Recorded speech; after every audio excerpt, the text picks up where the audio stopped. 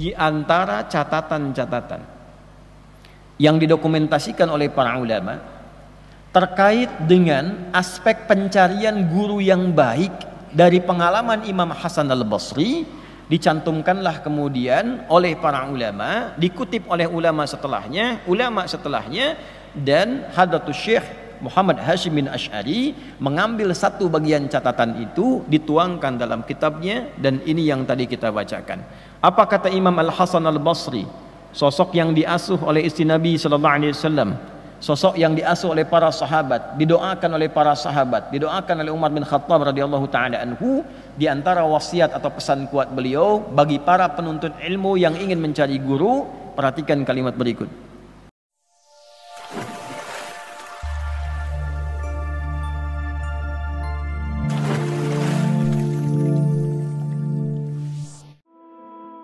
Assalamualaikum warahmatullahi wabarakatuh. Sahabat Jalan Islam, dalam video ini kita akan membahas sebuah tema yang sangat penting khususnya bagi para pencari ilmu, yaitu tentang bagaimana memilih guru yang benar dan menghindari ilmu yang terhukum. Tema ini diangkat dari kajian Ustadz Adi Hidayat. Yuk kita simak lebih lanjut. Dalam kajian ini, Ustadz Adi Hidayat mengutip pesan dari Imam Hasan al-Basri. Beliau adalah seorang tokoh besar yang diasuh langsung oleh istri Nabi Muhammad SAW dan didoakan oleh para sahabat. Pesannya sangat jelas, hati yang mati menyebabkan ilmu menjadi terhukum. Apa yang dimaksud dengan hati yang mati? Menurut Imam Hasan al-Basri, hati yang mati adalah hati yang berorientasi pada duniawi. Artinya seorang guru atau ustadz yang mengajar dengan niat utama untuk mencari keuntungan materi sudah kehilangan keberkahan ilmunya. Pernah nggak sih kalian menemukan guru atau ustadz yang lebih fokus pada tarif? Misalnya ketika diminta mengisi kajian, mereka langsung bicara soal honor, transport, atau bahkan syarat lainnya. Ternyata hal ini sudah menjadi perhatian para ulama sejak zaman dahulu. Ada beberapa ciri hati yang mati, khususnya pada seorang pengajar. Yang pertama, mengutamakan dunia dibanding akhirat. Misalnya, guru yang hanya fokus pada tarif atau keuntungan pribadi. Yang kedua, mengajar tanpa keikhlasan. Orientasi dunia membuat ilmu yang tidak bisa sampai ke hati murid. Yang ketiga, menggunakan ilmu untuk mencari popularitas. Ini juga termasuk bentuk hati yang mati, karena niatnya bukan untuk Allah. Lalu bagaimana dampaknya jika seorang guru memiliki hati yang mati? Ustadz Adi Hidayat menyebutkan bahwa ilmu yang disampaikan tidak akan memberikan keberkahan. Murid mungkin mendengar ilmunya tetapi tidak ada pengaruh positif pada jiwa mereka. Ustadz Adi Hidayat memberikan solusi sederhana namun mendalam. Kembalikan niat pengajaran kepada amal akhirat. Seorang pengajar yang ikhlas hanya fokus pada bagaimana ilmunya bisa bermanfaat dan diridhoi oleh Allah Subhanahu wa Ta'ala. Beliau juga mengingatkan pentingnya memilih guru yang tidak berorientasi duniawi. Dalam Al-Quran disebutkan, jangan engkau memberi pengajaran dengan berharap kompensasi dunia. Dalam Quran Surat Al-Ghasyiyah ayat 21 hingga 22. Sebagai murid, kita juga perlu introspeksi. Jangan hanya mencari guru yang hebat, tapi pastikan juga niat kita belajar benar. Dengan guru yang ikhlas dan murid yang serius, insya Allah ilmu akan menjadi berkah. Semoga video ini bisa menjadi pengingat bagi kita semua, baik sebagai guru maupun sebagai murid. Jangan sampai ilmu yang kita pelajari atau ajarkan menjadi sia-sia hanya karena niat yang salah. Jazakumullahu khairan sudah menonton. Jangan lupa like, komen, dan share video ini agar lebih banyak yang mendapatkan manfaat. Mohon maaf apabila ada kata-kata yang salah. Wassalamualaikum warahmatullahi wabarakatuh. Teman-teman bisa simak video lengkapnya sampai selesai ya. Di antara catatan-catatan yang didokumentasikan oleh para ulama terkait dengan aspek pencarian guru yang baik dari pengalaman Imam Hasan al-Basri, dicantumkanlah kemudian oleh para ulama, dikutip oleh ulama setelahnya, dan Hadratus Syekh Muhammad Hashim bin Asy'ari mengambil satu bagian catatan itu, dituangkan dalam kitabnya, dan ini yang tadi kita bacakan. Apa kata Imam Al-Hasan Al-Basri, sosok yang diasuh oleh istri Nabi sallallahu alaihi wasallam, sosok yang diasuh oleh para sahabat, didoakan oleh para sahabat, didoakan oleh Umar bin Khattab radhiyallahu taala anhu. Di antara wasiat atau pesan kuat beliau bagi para penuntut ilmu yang ingin mencari guru, perhatikan kalimat berikut. Qala, beliau menyampaikan, uqubatul ilmi, sungguh hukuman bagi ilmu itu, mautul qalbi, ialah wafatnya hati, matinya hati. Nah, jadi ada nastapa ilmu, ilmu yang nastapa, ilmu yang terhukum, ya, punya ilmu tapi terhukum. Awas tuh. Jadi ada ustad-ustad, ada kiai dalam tanda petik ya, ada habib dalam tanda petik, para pengajar-pengajar, nih guru-guru di sekolah juga masuk nih. Awas, hati-hati ya. Pokoknya yang dititipi ilmu buat ngajar. Ada yang hatinya mati, yang ilmunya terhukum. Dia punya ilmu, ngajar, tapi hatinya mati, ilmunya terhukum. Nah, ini kurang layak untuk diambil ilmunya. Kurang layak untuk diambil ilmunya. Apa yang dimaksud dengan matinya qalbu itu sehingga ilmunya terhukum? Faqila lahu ma mautul qalbi, maka dikatakan pada beliau, ditanyakan, apa yang dimaksud dengan matinya hati dari seorang pengajar ilmu itu? Qala, beliau menjawab, talabud dunya bi'amalil akhirah. Talabud dunya, yaitu kondisi hati yang menuntut dunia, bi'amalil akhirah, dengan menampakkan amalan akhirat. Yaitu munculnya ustad-ustad, guru-guru, para kiai dalam tanda petik ya. Saya kasih petikan itu karena nama ini sejatinya tidak layak dengan apa yang disampaikan dalam keterangan ini.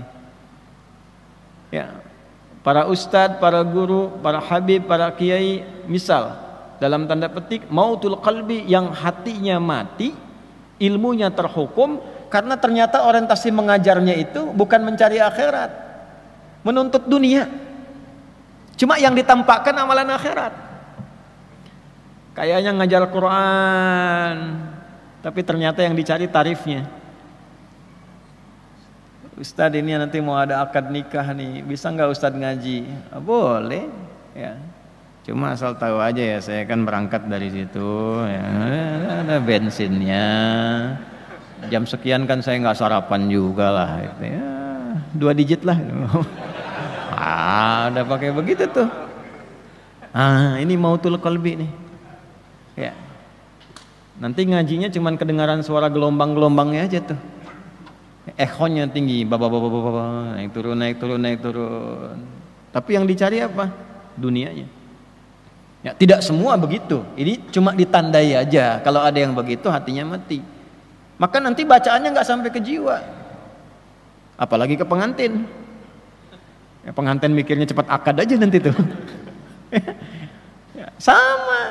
Ini pengajar demikian.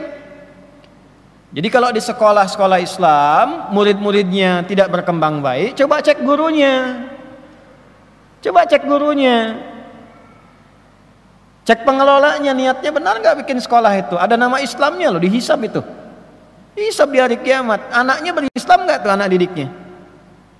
Jangan-jangan SPP-nya aja makin besar. Jangan-jangan guru yang datang pun datangnya mencari amplopnya saja.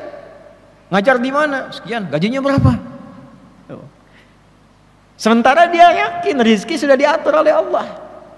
Ya, ini saya tidak bicara di level biasa, saya level pengajar. Bicaranya di level pengajar. Kalau sudah orientasi gurunya, ustadznya, pengajarnya hanya mencari dunia, maka ilmunya tidak akan berkah.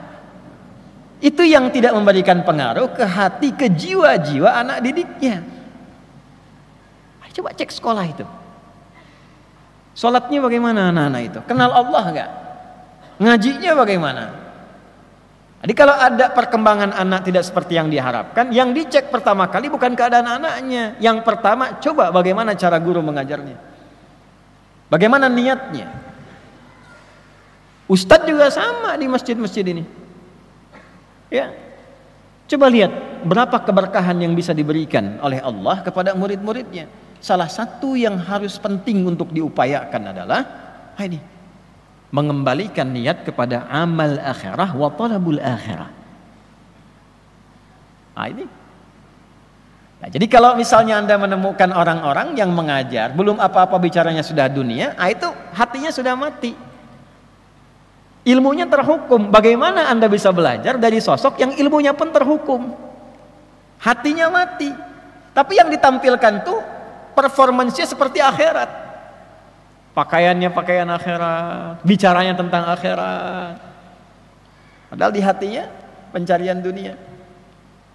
Nah, inilah yang diingatkan tadi dari imam kita saat bacaan di Asy-Syu'ara tadi, ayat 128 sampai 145 tadi. Allah. Ya. Idh qala lahum akhuhum salihun ala tattaqun. Ya. Sampai ke kalimat yang sangat indah sekali. Wa ma as'alukum alaihi min ajrin in ajriya illa ala rabbil alamin. Itu manhajnya para nabi, para rasul. Aku kalau ngajar, acuan utamaku tuh bukan upah, bukan honor, bukan gaji dari kalian. Karena honorku sudah ditetapkan oleh Allah. Gajiku sudah diatur oleh Allah. Yang ditugaskan kepadaku hanya menyampaikan. Fadzakir innama anta mudzakir. Yang suka baca Yasin tuh. Kan manhaj para nabi, rasul, diteruskan pada orang-orang soleh yang baca Yasin tuh. Ayat 20 sampai 21 itu. Masih ingat gak? Di halaman 441 tuh, paling kanan di pertengahan. Ya. Coba lihat tuh. Waja'a min aqsal madinati rajulun yas'a qala ya qaumi ittabi'ul mursalin. Teruskan. Ittabi'u man la yas'alukum ajran wa hum muhtadun. Datang sosok orang dari jauh untuk mengingatkan masyarakat pada pola hidup yang tidak sehat. Susah diingatkan orang yang baik-baik, yang lurus-lurus, tapi hobinya memang kadang-kadang ngundang orang-orang tapi nggak jelas. Cuma buat tertawa kadang-kadang. Cuma buat pamer bahwa saya bisa ngundang si fulan, buat rame gitu kan. Maka diberikan standar. Ya qaumi ittabi'ul mursalin. Ya kaumku, ikutilah orang-orang yang diutus ini, sosok-sosok yang diutus ini. Ya, siapa tipikal orang diutus ini? Ittabi'u man la yas'alukum ajra. Kalau Anda ingin belajar, ingin ikut, bukan cuma ikut menuntut ilmunya, tapi menuntut akhlaknya, menuntut kepribadiannya, mengamalkan amal soleh yang bisa Anda teladani itu. Coba cari man la yas'alukum ajra. Orang yang sedang mengajar pun dia tidak pernah kepikiran tentang materi duniawi. Yang dia pikirkan bagaimana Allah ridha, yang dia pikirkan bagaimana ilmu sampai, yang dia pikirkan bagaimana amal bisa terawat. Wahum muhtadun. Orang inilah yang mendapatkan petunjuk dari Allah Subhanahu wa taala. Jadi yang pertama, kondisi hati seseorang yang mati itu ketika pengajarannya diikat oleh unsur duniawi. Ya.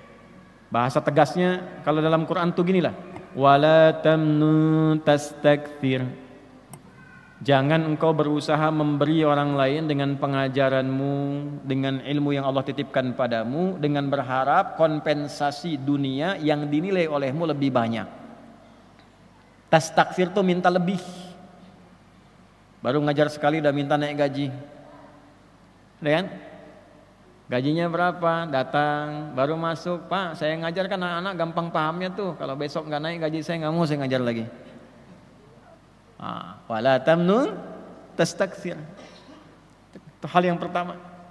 Jadi kalau Anda ngundang orang yang dalam tanda petik disebut ustadz itu sudah minta tarif di awal, udah coret. Coret. Karena yang bersangkutan sifatnya dicoret oleh para ulama. Coret. Mautul qalbi, uqubatul ilmi. Ini ilmunya terhukum. Nanti kalaupun datang, ilmunya diikat dengan tarifnya. Segitu aja.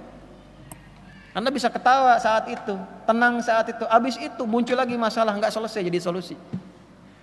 Gitu aja. Nggak ada manfaat. Ini yang nyampaikan bukan saya. Ya, dari isi kitab. Makanya ulama-ulama ini kembalilah ke jalannya yang betul itu. Jadi ahli kitab, jangan jadi ahli proposal. Ya, jadi ahli kitab. Makanya di Timur Tengah biasanya ulama-ulama itu dirawat oleh negara. Kalau kita itu Kementerian Agamanya mendata para ulama-ulama sampai ke masjid-masjid muadzinnya digaji. Ya, kan ada zakat umat Islam. Di Indonesia ada dana abadi umat dan sebagainya. Ya, kerjasama dengan Basnas, masukkan ke satu bagian itu untuk ulama-ulama mengajar, ustadz-ustadz, supaya kesejahteraannya meningkat. Jadi begitu mengajar karena sudah sejahtera, sudah bagus, nggak mikirin lagi duniawi. Di Timur Tengah begitu. Saya waktu diangkat jadi amin khutbah di Tripoli, diberikan gaji, berikan honor, dan nggak pernah terpikir tuh ulama-ulama itu nggak pernah terpikir. Makanya ustadz-ustadz, dai-dai yang datang dari luar. Ada bi'sa yang dari Mesir, Al-Azhar datang mengajar ke sini, beberapa dari syekh-syekh itu suka bingung di Indonesia. Ya, karena habis ngajar diamplopin. Malah bingung. Nah, kadang-kadang kebingungan itu jadi musibah. Karena setan ikut di amplopnya itu. Begitu ngajar tempat lain nggak ada amplop, setan masuk. Sini nggak ada amplopnya. Nah, ini yang bahaya. Jelas? Paham? Nah, yang kedua sebagai bagian dari akhir penutup adalah thalabul jah, mencari popularitas. Nah, ini diingatkan di dalam surah yang sangat disukai dan jadi favorit Nabi sallallahu alaihi wasallam. Fadzakir innama anta mudzakir lasta alaihim bimusaitir. Di surah Al-Ghasyiyah, pasangan Al-A'la biasa dibacakan dalam subuhnya Nabi sallallahu alaihi wasallam selain surat-surat yang beliau biasa baca di lainnya. Ya, salah satunya ini Al-Ghasyiyah. Nabi selalu mengingatkan dirinya dengan surat ini. Muhammad, ingatkan orang, tugasmu hanya untuk mengingatkan, bukan menguasai orang lain. Bukan memonopoli sesuatu. Ustadz juga sama, Nabi aja diingatkan apalagi Ustadz. Adi, tugasmu hanya menyampaikan, bukan monopoli jamaah, memaksa jamaah. Jangan ngaji sama orang ya. Itu sama siapa Ustadz? Sama jin. Oh enggak, ngajinya di sini aja. Tidak boleh. Silahkan lepaskan. Ya. Maka bagaimana cirinya supaya ilmu berkah, supaya muridnya juga berkah? Dari guru tadi yang disampaikan kita ikuti, kita cari dengan baik. Lalu sambil mencari itu kita pun perbaiki diri. Jangan sampai gurunya sudah baik, muridnya yang tidak baik.